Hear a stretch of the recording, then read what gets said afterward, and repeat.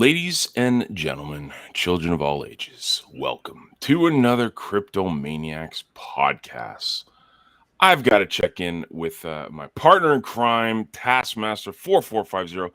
Good sir, how was your weekend? It went pretty good, pretty good. It was an extended weekend here in the States. We had our 4th of July celebration, which means all the dipshits were out there setting off fireworks till 11, 12 at night. That- Well, we had ours on Friday, so we have our Independence Day light on the Oh, 1st of July, right? Canada Day. So ours is the 4th. And yeah, I mean, I don't mind if they send this stuff up in the sky. That's real nice. It's just when they set it off and it sounds like an M80, it's like, dude, that's just loud. It's not interesting. America. So today we got a very special guest, and this is interesting to me because this is like a blank slate for me. I'm familiar with the individual. I've read a lot of his stuff, but he comes to us mysteriously here. He's actually here. You might not see him, but he's here. He's like a spirit. It's he's here. So we'll let you do the introductions task, and we'll dive right into it. Well, our guest today, if you've been on Leo Finance and some of the other front ends that link to the blockchain, you've come across this guy's post. This is Jerry the Farmer. And he, I believe, and I'm going from memory here, so you'll have to correct me if I'm wrong, but I think he joined Hive about a year ago. Came across him on Leo Finance, and should be a very interesting show, John, because I think he has a lot of knowledge about the DeFi arena. So, Jerry, good to have you here. Yeah, thanks for the introduction and thanks for having me, guys. I think it's been a year now. I So, think I'm. It's not a year yet. closing in on a year. Well, since this is your first time on CryptoManiacs, let's go through the protocol, John, if you want. And so, Jerry, how did you get into cryptocurrency, and how did you ultimately end up finding your way to Hive? Yes, so that's been a long journey. I mean, I ran into Bitcoin in like 2014, but then there was like a stupid game that you could play and win like half a Bitcoin per day, but that just sounded dumb, and I left it there until 2017, I think, when I got a mining rig, wanted to test stuff like get into the Ethereum mining and see what it's all about. And I ultimately lost a shit ton of money in that. But I I just stayed around because the idea was very like intriguing for me, but I was very bad at making money. So then DeFi came along and I found my niche finally. So that's when the money making part came in. But after a ton of losses, I made it all back in one trade. And then I started looking for something that's out of the ordinary, something like that the ordinary people will probably use in the future. And I was basically the only place where you can find a functional community, a group of people that are ready to stand behind an idea. And I didn't really realize that until the Steam shit went down. And that's when I saw, yeah, these people will stay around no matter what.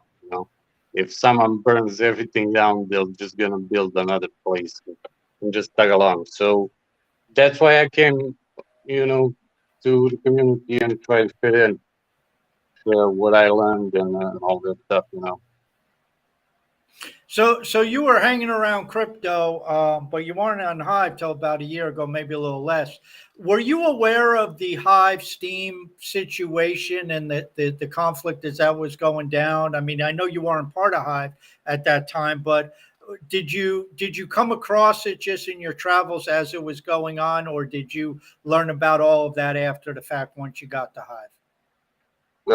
I was basically watching it while it's happening because like 6 months before that, I was working on a project in a marketing team, and the guy there was he had an account on Steemit. He was already on Steemit, and he realized like the marketing potential of it because that's your targeted group. If you are advertising crypto, why not advertise it where the crypto people are? So he introduced me to it.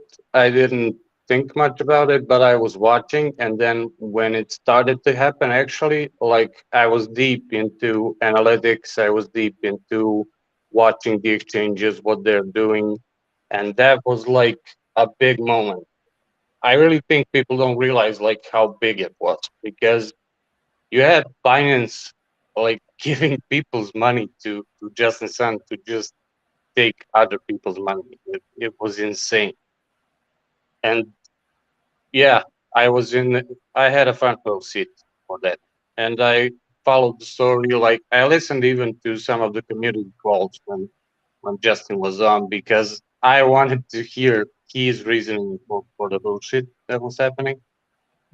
But yeah, the rest is just history. Then I waited for a couple of months. I wanted to check the place out to see if I can actually fit in because uh, this is not Reddit. These are people that actually know what they're talking about. So you gotta check if you can actually like fit in that group. You know. Yeah, so I take it listening in on some of the calls with Justin Sun, you weren't buying what he was selling, were you? It was such a bullshit story, man. It was just it was fun listening to him, but because he actually had no clue. Like he was treating it as he like bought some business, and he was confused because he can't just control the money that he bought. And then it was just fun. You know, I was listening because of the fun. It was just his excuse was just plain stupid. Yeah, I think that certainly is a consensus point of view, at least for those people who drifted to Hive, and I think the fact that 2+ years later, you look at the development on Hive, we've moved forward, maybe not as fast as some people would hope, but we're certainly putting one foot in front of the other and progressing forward. And we have some apps and platforms like Leo Finance, Splinterland has really advanced. CyberX seems to be moving forward, and of course, Speak Network and a bunch of other things in addition to base layer. And then I really haven't looked very closely at it, but just from some of the snippets I've been able to pick up, it seems like that Steam hasn't really advanced one iota since the day we forked out. It's just basically there, and I think a lot of the people who sided with that ended up regretting it because I don't think it's actually gone anywhere. Which again, this is par for the course with Justin Sun because he takes something and says he's going to integrate it in, but he doesn't really do anything on his base project with Tron, from what I can tell. He just wants to keep throwing more bullshit on top of it and saying, "Hey, look at what I'm building a huge conglomerate here," and it's like, dude, it's just a house of cards built in, quicksand. Yeah. I mean, I 100% agree. It's just everything he bought, like Poloniex is his exchange. And I was forced to use it for a while. So uh, that's the only exchange that didn't change like anything. The interface is the same. The scams are the same. Like if Bitcoin drops to 18,500 in the next hour, it will drop to 16K on Poloniex because he wants to liquidate everyone. And yeah, so and Steam it didn't move. I checked like 2 or 3 months ago. It's all the same. I mean, it seems like there's an Asian community building up around it, but doesn't seem authentic at all. Yeah, well, I mean, I haven't looked, but I would imagine the sock puppets are still running the show. So it's basically it's not even a community. It's Justin Sun's version of Facebook. He runs a show, and if he wants to delete you out, since he runs the sock puppets, he technically could, just like he deleted out a whole lot of people's Steam bank account. At least some of the whales, he just absconded it. Do you think he even cares? Like, Cares about what? Steam. Like, No. I don't think he even cares. I think just what Jerry just said is bang on. He didn't know what he was buying. He thought he was buying some funds, basically, and then all of a sudden it's like, wait a minute, I can't access this. And then he kind of went on to the next shiny object. There's no development. There's nothing there. He's on to something new. It's a minister of tourism or something for Grenada now or something. I don't know what he is. Don't forget about USDD. Yes, perfect. Yes. What's Jerry? What's your view on USDD while we're on our sun bashing part of the show? I just wanted to ask you guys if you're still like farming those lame 20% on Hive, because I have a stable coin that gives you like 50%. You just have to move to Tron, Yes. It's I'm bullshit. there for it. Let's go. Like, he owns 95% of the supply. It's just the whole operation is bullshit. I don't know.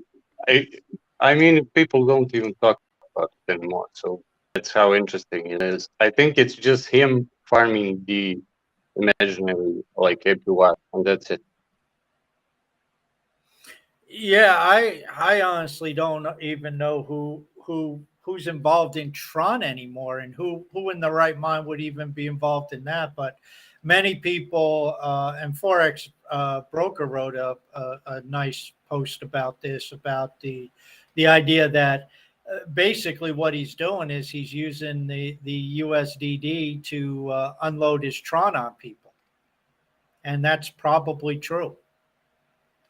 Burns his Tron and trades out the USDD to people under the illusion it's a stable coin that it's worth $1.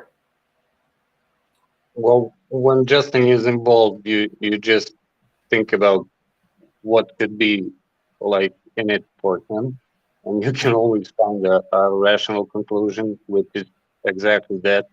He needs liquidity because I really think no one in their right mind is holding Tron like an actual long-term investment. So it's just wash trading on exchanges and him pumping and dumping it for whatever reason. So yeah, I could imagine a reality where he has like billions that he can't cash out. So this is his chance, Yeah, at least convert some of it to liquid capital. Going back to the DeFi, what you said when that came out, you found your niche and you were in hog heaven. Uh, Tell us about your entry into DeFi and tell us about some of the travels you had. Especially, I mean, I say the early days, it was only a couple of years ago, but what were some of the things you came across and how did you enter that realm? Yes, so basically I got into it by accident because at the same time DeFi summer was going on, which I had no idea was going on. Uh, Reddit introduced Reddit Moons, and then I got a shitload for shit posting for like 2 or 3 years. So I got a like 20, 30,000 of those, but you couldn't sell them anywhere. And then a market appeared and people paid like stupid money for it. I sold like that first batch I got. I think I sold for like 7, 8 thousand, Mm-hmm. and then I had to use DeFi to like exchange it, and I then realized like what's going on. I can move money from chain to chain. Or like, what is it? And then you go here, you go there, you try this, and then you have to like. I encountered like 20,000 scams probably. My MetaMask wallet that was hacked like a month ago, it it has been everywhere. I approved. I don't know what I approved. So basically, it was like it was set up to be hacked in a way, but I made a lot of money with it, so I don't care. But basically, the protocols made sense. Like when Uniswap came out, that's when I started to like put the pieces together. Like we can put capital to work, and we don't need a market maker, which is amazing. But we also can get hacked, and everyone can steal our money and stuff like that. So you had the good sides, you had the bad sides, and then we came, like when the first wave was done, we should like have ended it there because we had great ideas. Uh, Lending protocols are insanely useful. If you know how to use them, they are actually a revolution. Market makers, yeah, automated market makers. I mean, so everything after that became a scam because no tokenomic model made sense. And none of them were sustainable because nothing had like underlying value. So then the farming craze started, and you know where that went. Like we had buying exchange killed it. Like buying exchange was a farming heaven. You could farm stupid amounts of money in like days, and then if you don't cash out on time, you get wrecked. So it was a race. It was a great experience, and but like sadly, we only had got like three good ideas out of it. But it was worth it, I think. Well, I think I think that's the case with any new technology, especially as it pertains to the internet. Every iteration that we see, from the days of email, hell, even before that, but just email and all the scams with email, and then you get into all the Facebook scams and Twitter scams, and every iteration, and every new feature that's added, somebody's going to take it and look to use it for nefarious purposes. So I mean, the fact is, in crypto, we're dealing with money, and that's going to attract the con artists and the scammers. But you're right. We went through the insanity of the yield farming, and I guess you could say first generation DeFi, which kind of, we went through the insanity of the ICO craze in 2017, and most of that turned out to be total bullcrap too. Um, where do you see? Let's start with coming out of that. What do you think some of the positives? We'll leave the scams and the tokenomics being unsustainable aside, because that all crashed. But do you see some good things that came out of that are foundational for going forward? Yeah. So as I said, like lending protocols are here to stay, and they unlock a lot of value for people. Like liquid staking is also one thing, but I've seen like uh, Lido Finance, I think it was, they had a problem to maintain the stake Ethereum peg, but basically gives you like you can stake Ethereum and you can also take out a loan on it. So that's a great thing. Uh, yeah, decentralized governance is also like it's great that we are like experimenting with it right now, but it has its flaws. But that doesn't really matter because yeah. So lending protocols will be useful. Automated market makers like Uniswap will probably lead the innovation because no one is actually innovating anything since Uniswap v3. Uh, DAO funds, I mean, they are they are probably the best thing we got out of this. But the stuff I saw on Hive, like where the Hive Fund funded the water well digging in Africa.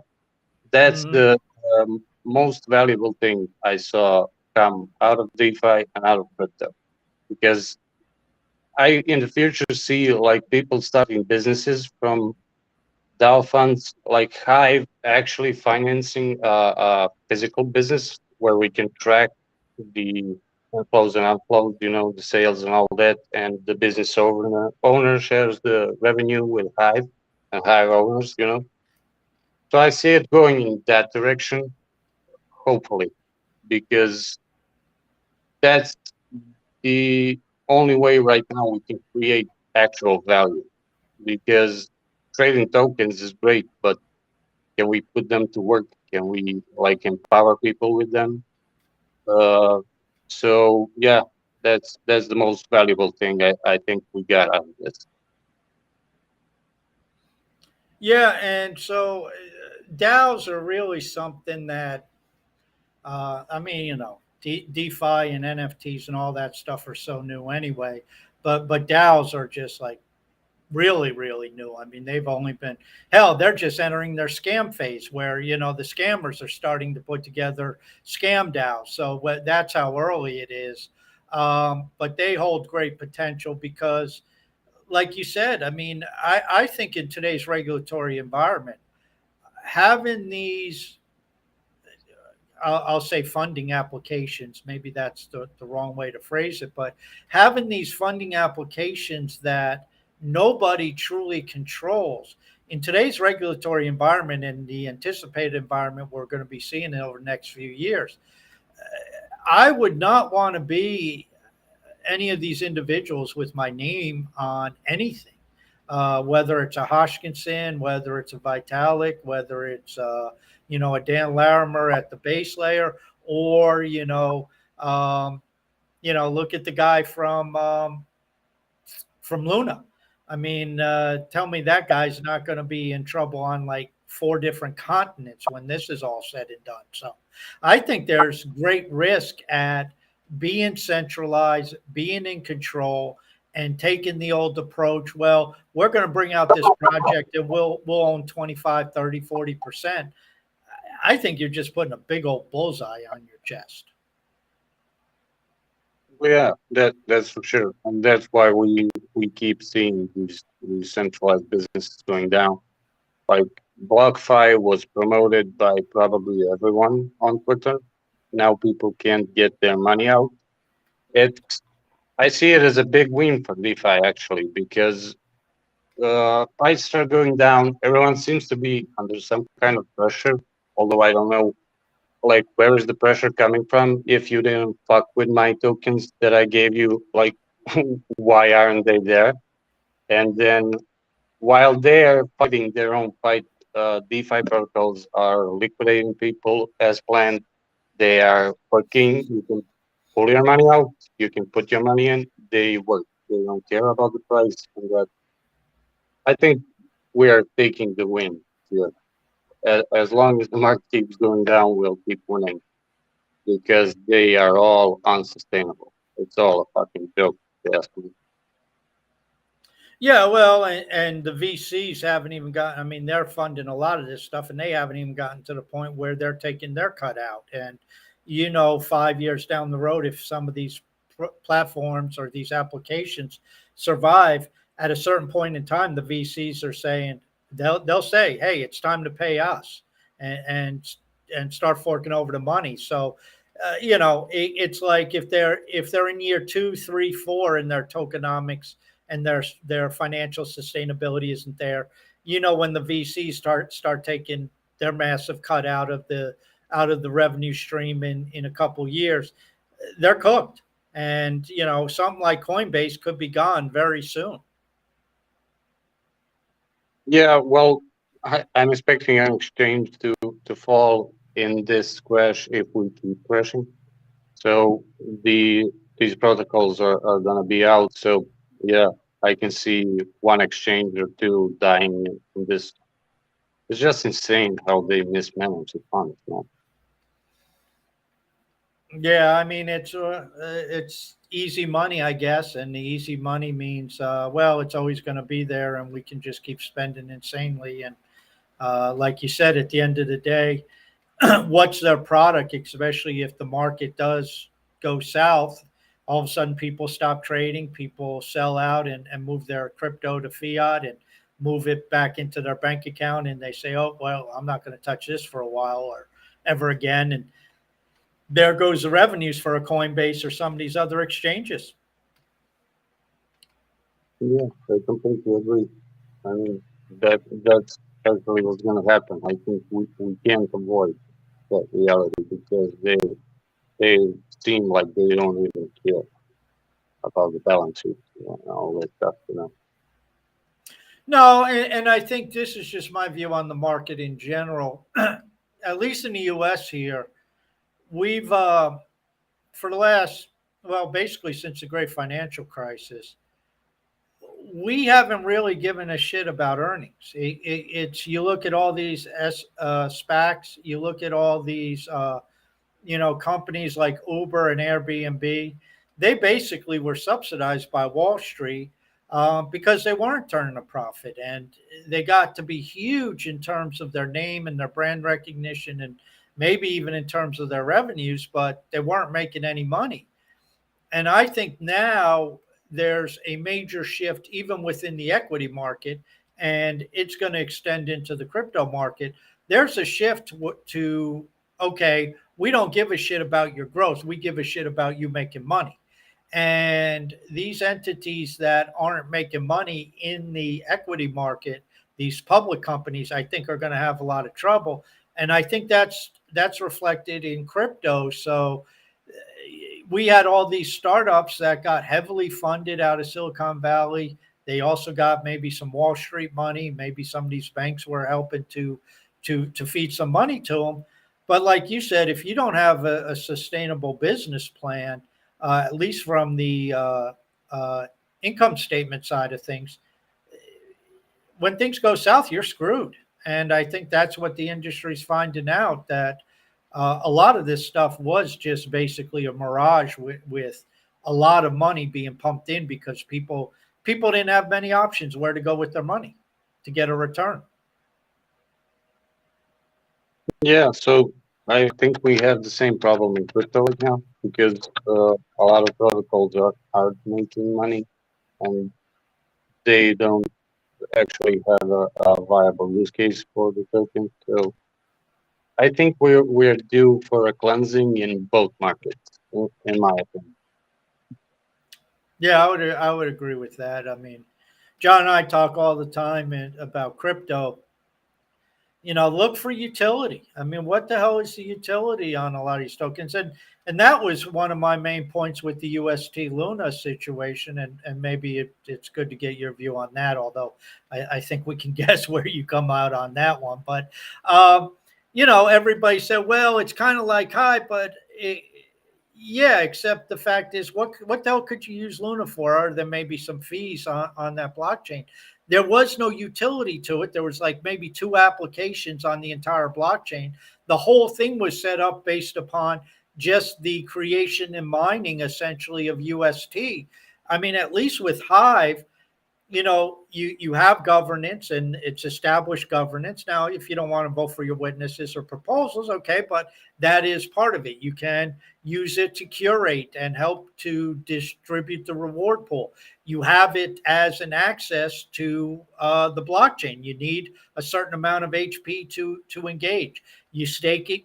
Okay, it's not a great return, but you get 2.7 or 2.8% APR by powering up your Hive. There's certain use cases that we see forming with that, and there's a utility to that I think that gives HBD a little bit stronger standing, because when you look at UST and you go, okay, what's the backing agent? Luna. Well, who's going to hold Luna? What the hell's the point of holding Luna? Yeah, that's my stance as well. I mean, the only question I have about Luna is, did they know it was a dumb idea from the start, or did they really believe it's gonna work? Because it's you can't like believe that someone came up with an idea and then a VC said like, yeah, that's gonna work. How the fuck is it gonna work, man? I mean, like people backing tokens, stable coins with unstable assets, like what else do we need to talk about here? Because what do we do when it goes down? I get your idea. Like if it keeps going up, we're all Gucci, it's all good. But what happens when you crash? What happens when Justin Sun unloads a bag of it and it goes to zero? Like no one thought about it. And I think we were all high on the bull run. It was a great one, so people didn't pay attention. I really tried to understand Luna at first because I thought I was the dumb guy. Like I was asking around, like people, like what's gonna happen if prices go down, and they just keep explaining stuff that makes no sense. Like, yeah, we're gonna burn USD and we'll have like enough supply. Okay, good luck with that. And the dumb part is that you only needed it to drop like 2 cents, and that's it. That's when the mechanism breaks because you get an arbitrage opportunity that you're gonna take. Why not? You can buy like cheap USD, get Luna for it, then dump Luna, repeat the process. Why not? Why wouldn't I do that? Yeah, and they had no safeguards in place whatsoever. I mean, people could basically do unlimited. You could do it with 100% of the Luna out there if somebody went and scoffed it up. And evidently, there were some big players who went and scoffed up a shitload of it, and then just started flipping it and converting it, and just totally tanked the thing. I also am very skeptical of having these reserves in something like Bitcoin, where you actually go out and you buy the reserves, because, like you said, well, what happens if the price of Bitcoin goes down 50%, which it did, and Bitcoin it went down more than that, 2/3, I guess, and then you got to double the amount of reserves you have just to get back to where you were, which when the sell off begins, you're not going to go out and start buying to double the reserves. You're going to start doing everything you can to try to save the sinking ship, and that's what I guess they did. I don't know. I really don't know enough about what's his name, John Do Kwon, I guess, but he's kind of from the Justin Do Sun. Kwon. I hear he's from the Justin Sun mode a bit too. He's a bit skeevy, and not maybe the most forthright and upstanding individual in crypto. Yeah, they're one of the same. They just have different names. It's the same job. It's interesting that you mentioned CZ and Binance, because you're right with the Steam situation. But I did listen to an interview with CZ just the other day, and he said something that's very interesting. And I think you will agree with this based upon what you said before. But he says at a certain point in time, all these DEXs are going to be gone, or all these centralized exchanges are going to be gone.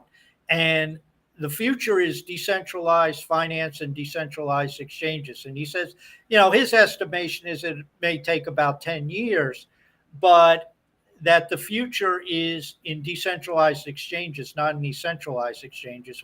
Would you agree with that? And do you see that path going forward? I agree with it, but I don't believe anything TZ says. So you have to take it with a grain of salt because he's not going to give up on the revenue stream. I mean, if he wanted to do something good for crypto, he would already done it. The way he managed, like the way he tries to portray a picture that he has nothing to do with the Binance chain and that he has nothing to do, like it's an autonomous project. It's all bullshit. But he is right. We will definitely use, because why not? Why would you pay uh, deposit fees, withdrawal fees, and all those small fees that you collect along the way? I know I trade a lot, and when you trade every day, they take so much money from you, man. Like I would rather pay a liquidity provider than CZ, even if it's a higher price. But we don't have deep liquidity right now. We have to move to DeFi, but we need better like onboarding processes. It's insanely hard to explain MetaMask use and all that stuff to. I have a lot of normie friends. They're like most of them are young, but they don't care about crypto that much. So when they get in, you see that it's all so complicated for them because uh, we often overlook the fact that people don't really know, like ordinary people have no idea what an order book is, how is a trade executed, what's going on, like why did I pay $300 for this and now it's worth 200? It, it's all so complicated for them. So someone needs to come up with an easy solution. And I'm sure CZ will try something like Solana is trying with the Solana phone. So maybe they have in mind like a decentralized finance future where they own the blockchain and they just call it decentralized. That's how I see his like take on it. But we should like be competitive in that sense. DeFi should win in the long term. But sadly, I think CZ and Sam will take a lot of that pie before we make it usable for the common man. Yeah, I mean, as you said, I mean, CZ in the same interview, and it's interesting because he kind of revealed, and your intuition tells you, he says he foresees Binance moving in the direction of Google, where Google basically creates all this stuff and they put it out there for free, but they control it all. And that's kind of the point you're making with him. Whatever terminology you use, he's going to want to be in control of it all. And then, of course, you figure out different ways of monetizing, whether you just nickel and dime people to death on every transaction, or you build advertising into the models, or whatever business model you build into it. Once you have them built and into your silo, they're screwed. They can't go anywhere. And even if it is quote unquote free, and here's this tool, here's these Google Maps that you can use for free, or this Google Calendar, and it all syncs up with everything Google that you have. Well, yeah, but you're in Google's ecosystem, and you can't get out of it. They control you, and they're monetizing it along the way. If you just look at their quarterly numbers, so that's what CZ fancies Binance in the future, is being a developer of the infrastructure that silos all this stuff. And I doubt that comes as any surprise to you either. Yeah, I mean, he's been doing it for years, so that his end goal is sure. But we have competitive protocols like Torchain is great once you understand it. Like Torchain enables you to swap uh, basically on chain. Like you're swapping Bitcoin to Litecoin, they swap on their native chains, and the funds don't touch an exchange. So they are trying to push like an an API approach, like where you can embed it on your own website, and they are the liquidity providers. So I think that's going to be the model for the future because we need to concentrate our liquidity. We're throwing it all over the place.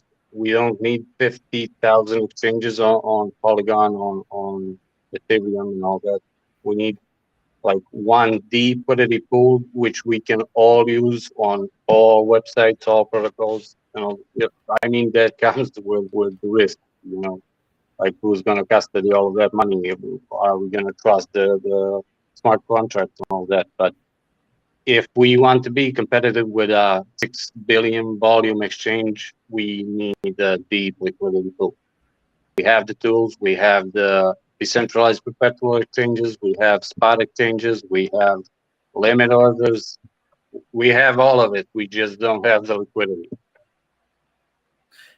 What do you think? That brings up an interesting point, because we see a major move by the banks right now, and they all seem to be tripping over themselves to get approval to custody cryptocurrency.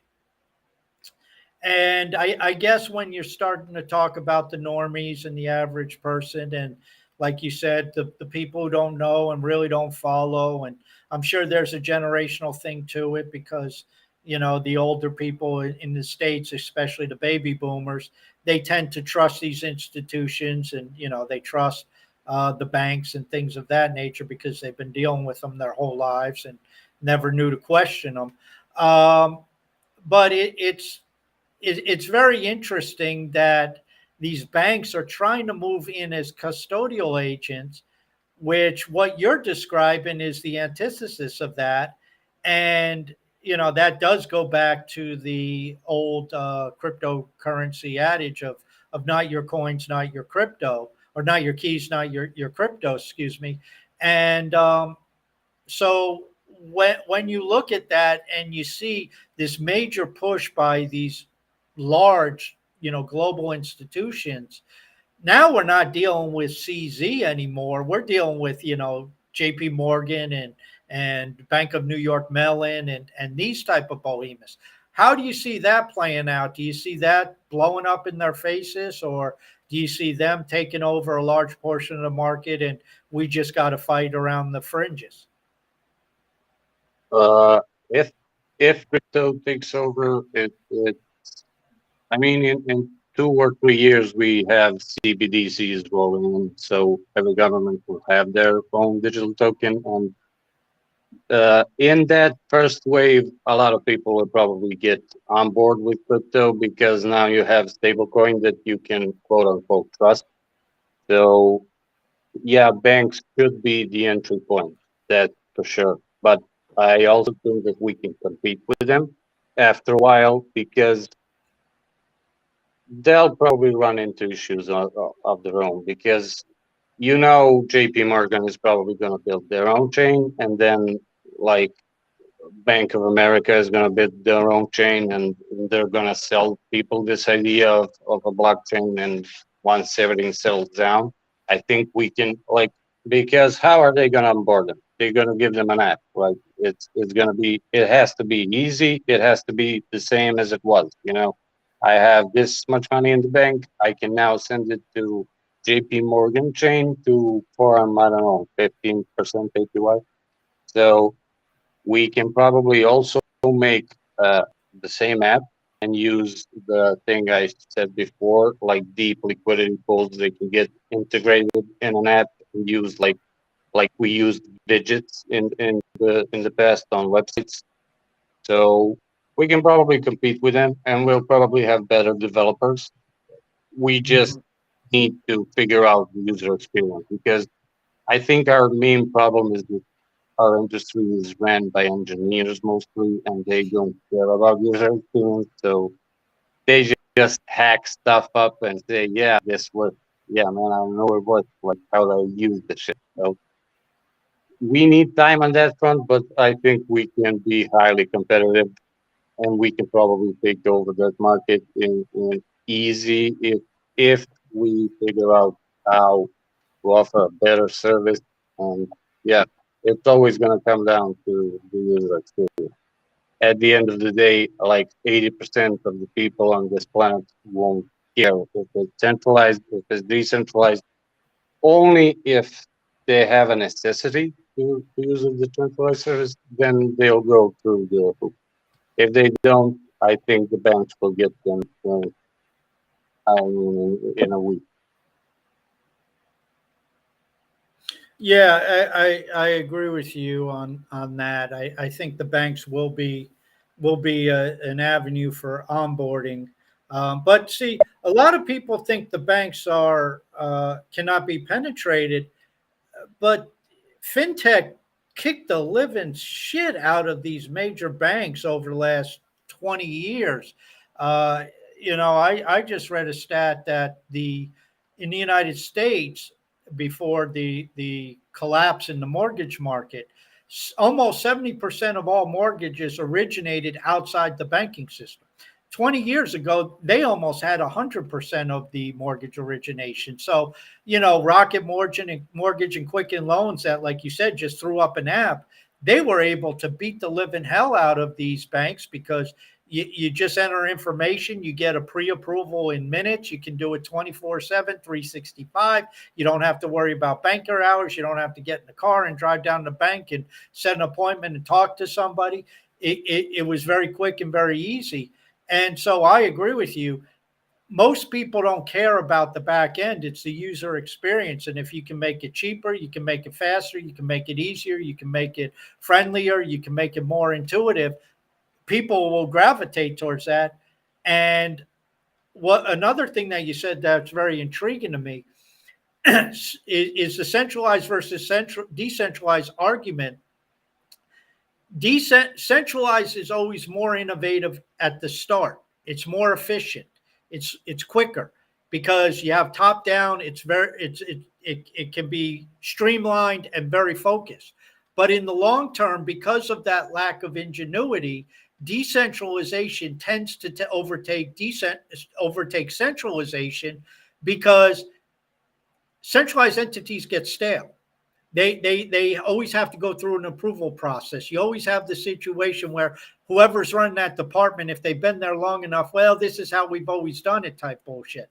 And when you get into the decentralized world, it's like build it, put it out there, and if people use it, hey, it's a home run. If nobody uses it, try again. And with enough people putting stuff out there, eventually you find the home runs, and that actually shifts everything in favor of the decentralized entities because they're the innovators. Yeah, I mean that's the same reason BNB like took over most of Ethereum's market share because they could move faster, they could make bigger blocks, they can make changes, whatever they wanted to do, they can just do it.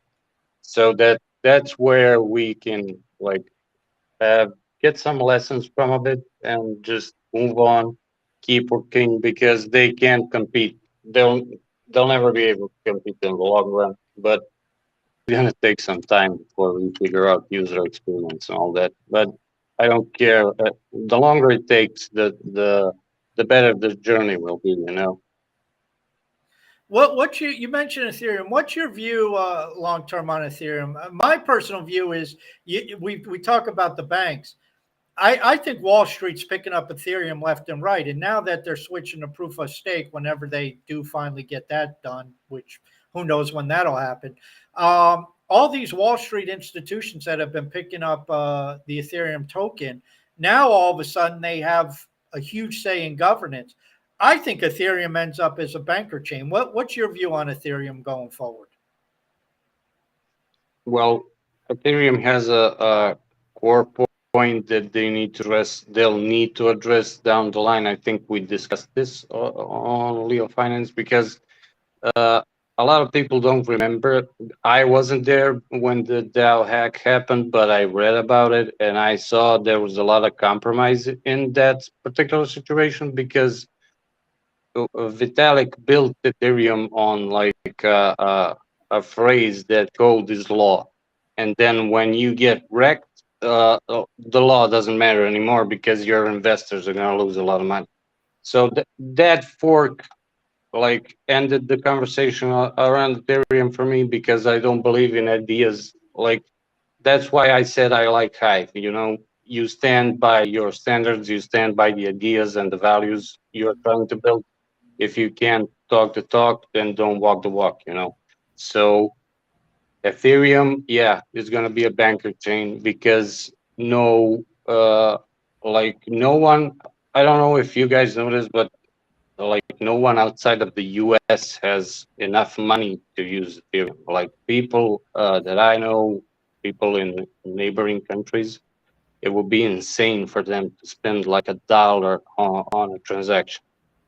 So even I wouldn't be able to use it if I didn't make money on shit coins, you know that. So it's gonna be a banker chain. It has to be, unless I don't know how they plan to fix the fees because the merge isn't fixing them and the block size isn't changing, so they'll basically stay the same. It's usable now, but how do you like that one ideology that we had, like banking the unbanked? How you gonna bank like 7 billion people when you can't handle like 100,000? What the fuck are you talking about? You know, so Yeah, Ethereum's future is basically sealed, I think, as a banking chain. It's gonna be probably an NFT hub if this monkey business continues. I don't know how long it's gonna continue this belief that these images have some like value, but okay, I get it. Everyone has their fun, so as long as that's going on, yeah, it's gonna be banking apps. It's gonna be NFT marketplaces that ban users. Like when I see people banned and still use OpenSea, like what part of decentralization are we actually utilizing on Ethereum? Because like we advertise it OpenSea like a decentralized marketplace. How is it decentralized when you can ban me? Like it's all so confusing. Well, and that's where the some of the Hivians on Twitter are running around calling it Web 2.5 because it's not Web 3.0 because they may call it decentralized, they may call it Web 3, but like you said, if your account can be shut down, you can be banned, and you can't get your assets. That's the same as Facebook, and that's the same as Zuckerberg throwing out a wallet and saying, "Yeah, access it with your Facebook account." And oh, I closed down your Facebook account. Well, you lost all your money then. Sorry. Yeah, that's what it boiled down to, I guess. Yeah. What's your we've been talking about decentralization and finance and all this stuff. Uh,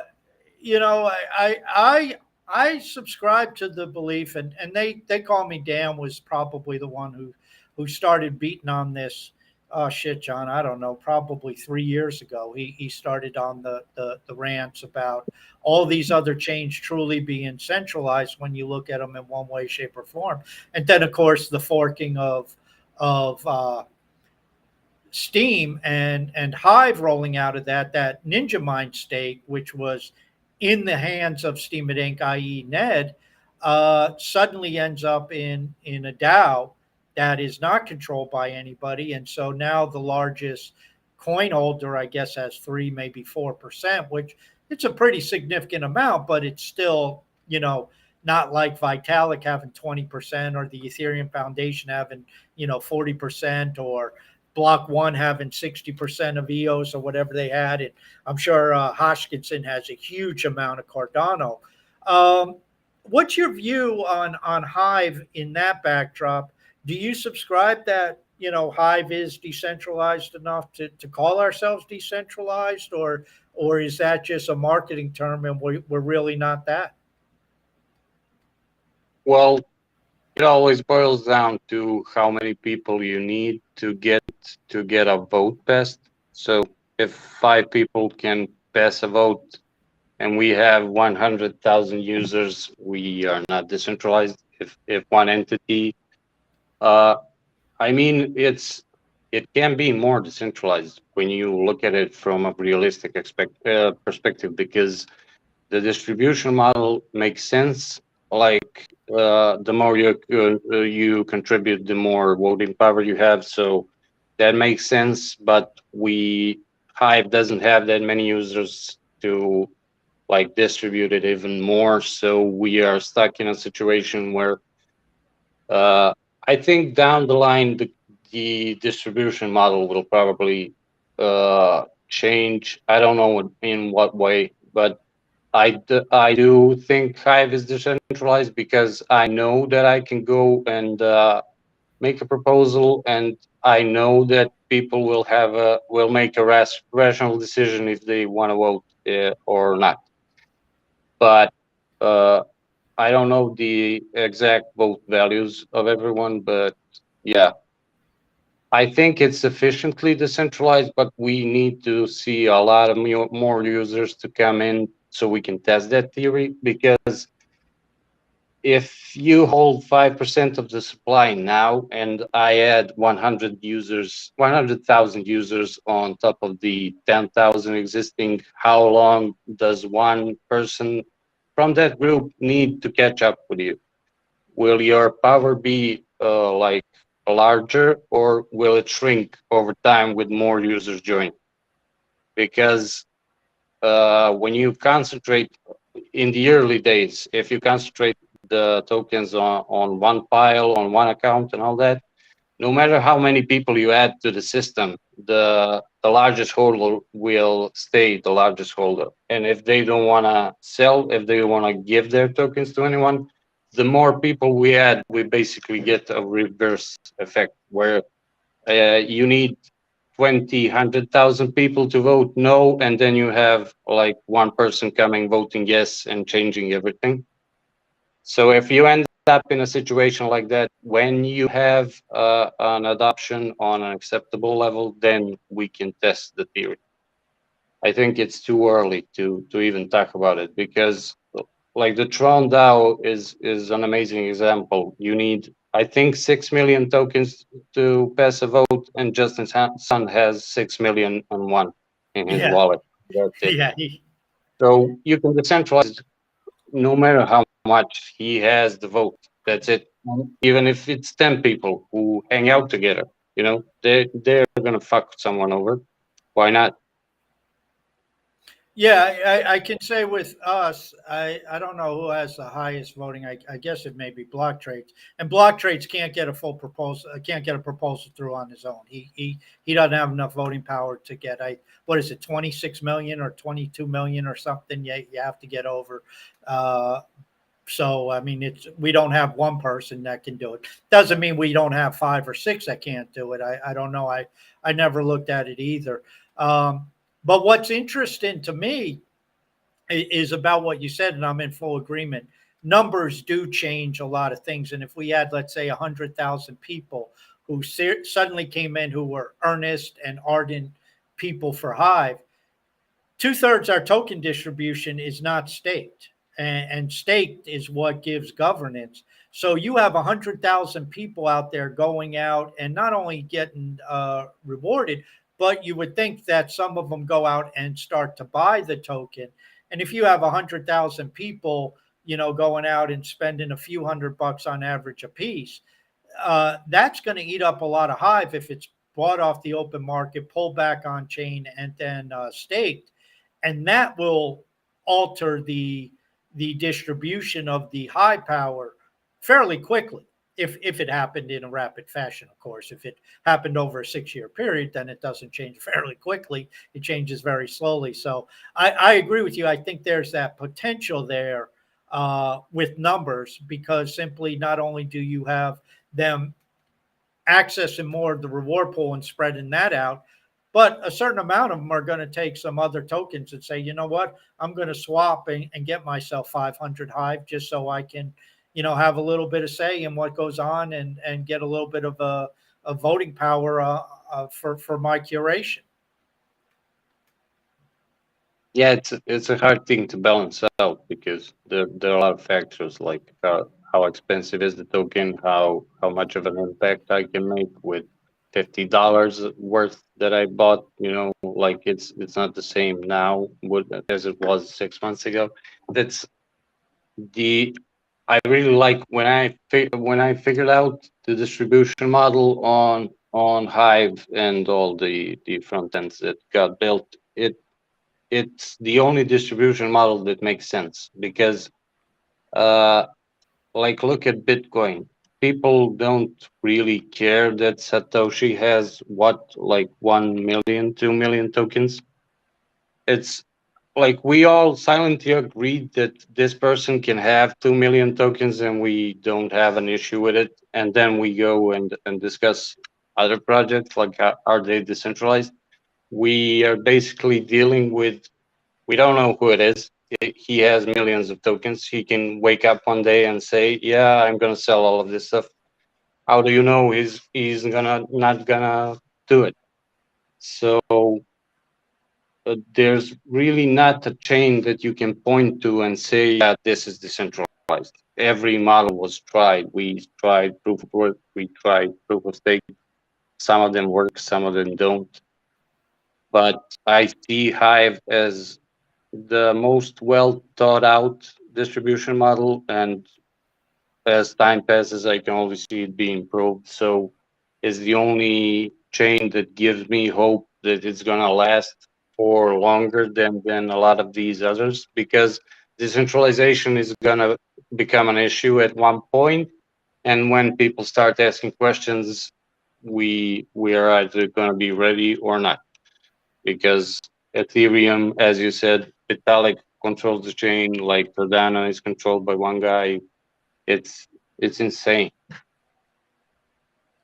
Well, yeah, and you can just imagine. I mean, just think of what Vitalik or Hodgkinson would face if suddenly it was found out that we'll use what's going on right now, that the Russians were using Cardano to move funds around. I mean, can you imagine what when Department of Homeland Security showing up at Hodgkinson's door? What's he going to say? Get lost, guys. I mean, that is something. Now you're not dealing with some meter maid. This is Homeland Security. They can throw you in a hole and you never see the light of day again. How do you stand up to that pressure? And that goes back to the old adage: if there's an address or a door they can knock on, they're going to knock on it. And that's, I think, the next wave where a lot of these chains are going to find themselves in trouble, because it's going to be comply or we're going to crush you. Yeah, that's that's also why I want to keep my anonymity. I don't want someone coming 20 years down the line and saying, yeah, you said this in 2022, so you're going to jail or something. So basically, yeah, don't put a face on a blockchain. It just doesn't make sense. It doesn't make I'm sense. screwed. I'm screwed then. Totally. I'm everywhere. I even Yeah. use my real name. Like, geez.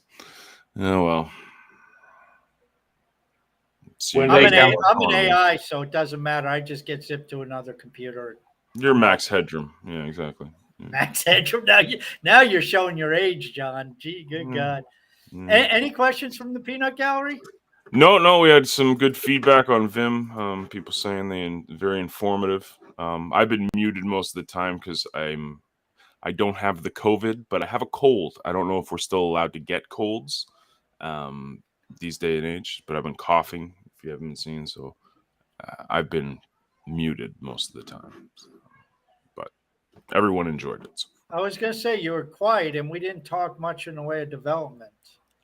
We did mention Ethereum and MetaMask, so I know you. I saw you get up and leave. I guess you had to go punch the wall or something. No, I wasn't getting too mad about the MetaMask talk. No, the dog was trying to get in and out of the house, so I had to go let her out. She's a puppy. So anything you got, John? No, just I loved the talk. It was informative. I mean, obviously I'm pretty ignorant when it comes to a lot of this trading stuff. But really what you said, Jerry, about, how, especially with the Justin Sun stuff, like he didn't know what he was purchasing. And it goes back to why Hive does have a really good distribution model, because it's community. It's based on, relationships. It's based on people. It's not just, who's got big stake matters. Great. Wonderful. But it's also, what have you done for the community? What have you added? And if you do add value and you're out there, you'll be rewarded for it. And it's not perfect, but I believe, like you just said, it's the best one out there. So that's why I'm here. same reason here, actually, because you can't find. I really tried hard. I looked. You wouldn't believe how many blockchains that I have, like, researched through my work, through, like, as a hobby and all that. The only thing Hive is missing is a good onboarding mechanism. It should be an app. It should be like, if Hive was the same, the ease of use was the same as Facebook, I think we would have like 10 times more users, because through my work, I sometimes recommend it. Like, there are projects that come to me, ask about marketing and all that stuff. So I sometimes direct them, like, look at Leo Finance, look at Hive, look at all this stuff. You, like, You have the people there, just give them what you have, you know. And they, when they see that they need some keys and all that stuff to save it, and they don't really, like, people in tech aren't really tech savvy these days, so they just give up, you know.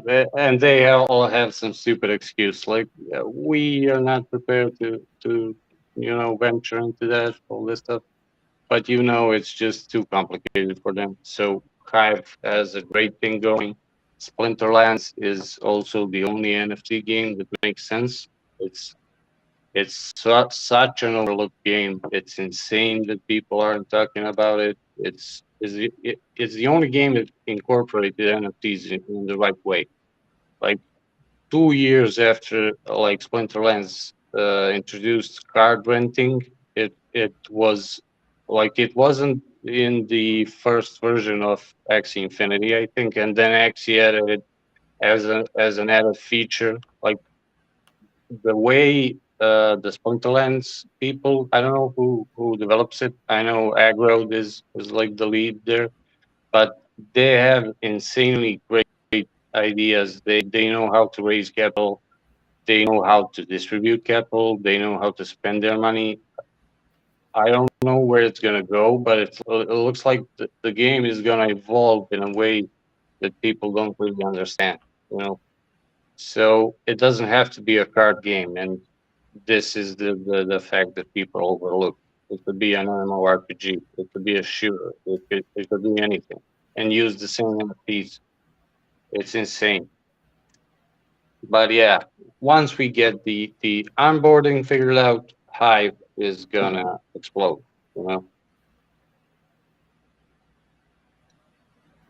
Well, that should be a reason for anybody listening. Go get yourself a little Hive and power it up. Not that this is financial advice and it's not high power up day, but never a bad idea to power up a little bit more Hive if you have the opportunity. I'm currently busy stacking Leo because I don't know who's selling at these prices, but thanks to everyone. It's this is insane.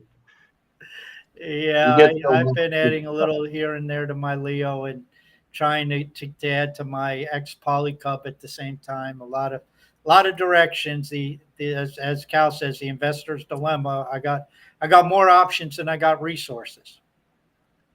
You know what I like? I don't understand why Polycap isn't doing like the they own.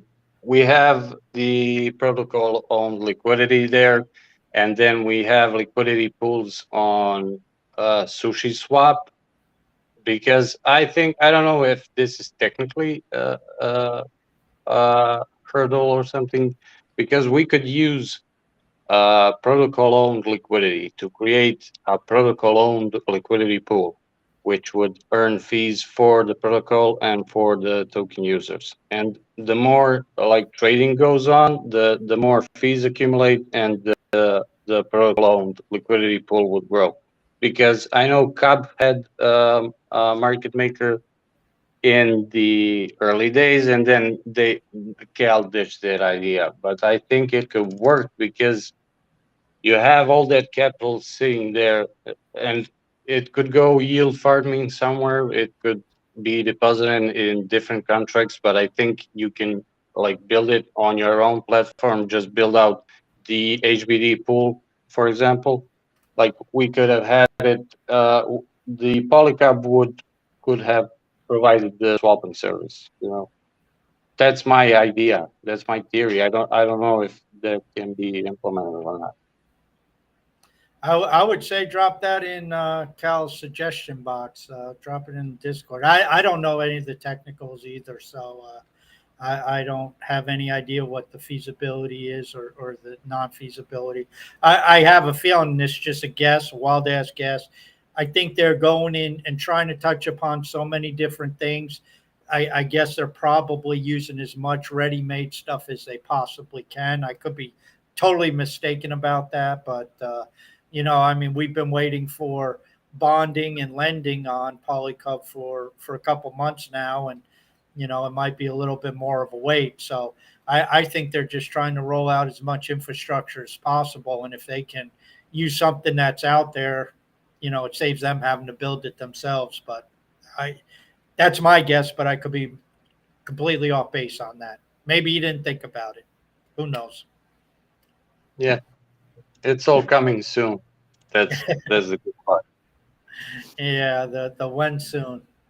Well, When Jerry, it Sometimes, was great to have you on here. I hope the audience appreciated a lot of insightful stuff. I kind of knew you were dancing around and looking at a lot of different DeFi over the last couple of years. I see you writing about it and commenting about it, and a lot of people don't look past Hive, so it's good to know what's out there and keep getting turned back into Hive. That hey, we're in the right place, and at least in all our opinion. yeah, and then thanks for having me, guys. I mean, you need to leave the echo chamber every once in a while so you don't get lost. We don't miss something because Hive is good because Hive waits it out, sees what works, what doesn't, and then we just implement what works and don't even try the stuff that doesn't work. So I like it because of that. But I like exploring stuff. I like trying everything new. I like losing money and I like making money. Not too many people, John, come on our show and say, I like losing money. that's a quote. Yeah, I If haven't heard you that one don't too mind, often. you don't lose money, you know? You have to like learn to lose money, and when you learn to lose money, you learn to make money. Yeah, well, that's something that always shocks me. I mean, people they get emotionally upset about bear markets. It's like, what did you think the market would go up forever? There's no market in the world that does that. They all, I mean, bears are just as much of the market as bulls are. There was I don't know what's the name of the guy, the late night show host when he was promoting Bored Ape NFTs. I knew something was cooking. I knew we hit the top. This is it, man. Like, and Snoop Dogg was all over the place with his NFTs, and then Zuckerberg's sister made that music video that we are all gonna make it. Okay, that's it. I'm out. You know, so you can find the top indicators if you look. Yep, it's like Good the old advice. adage: if your barber's giving you stock tips, call your broker and sell everything. You go out. Yeah, I agree. Well, great talk, guys. For sure. We Well, thanks appreciate for it, coming, Jerry. man. Appreciate it. Thanks for inviting me and see you around. Okay.